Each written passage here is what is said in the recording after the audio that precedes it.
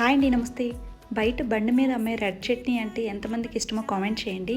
నాకైతే ఈ చట్నీ అంటే చాలా ఇష్టం. సింపుల్గా ఇంట్లోనే చేసుకోవచ్చు. దీనికోసం ప్యాన్లో 2 టేబుల్ స్పూన్ల ఆయిల్ వేసుకొని 3 ఇంచుల అల్లాన్ని తీసుకొని పచ్చివాసన పోయేంత వరకు ఫ్రై చేసి పక్కన పెట్టుకోండి.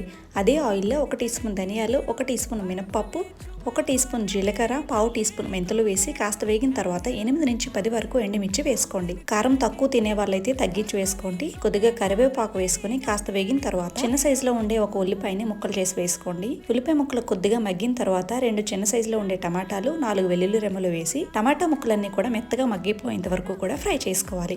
తర్వాత స్టవ్ ఆఫ్ చేసుకుని చల్లారిన తర్వాత మిక్సీ జార్లో వేసుకొని ఫ్రై చేసుకున్న అల్లం ముక్కలు, 1 ఇంచు బెల్లం ముక్క, కొద్దిగా చింతపండు, తగినంత సాల్ట్ వేసి అలాగే తగినన్ని నీళ్లు కూడా వేసి వీలైనంత మెత్తగా గ్రైండ్ చేసుకుంటే ఎంతో టేస్టీగా రెడ్ చట్నీ రెడీ. ఇది పెసరట్టు, దోశ, ఇడ్లీ, వడ, బోండాలు, పెనుగులు ఎందులోకైనా బాగుంటుంది. Thank you for watching.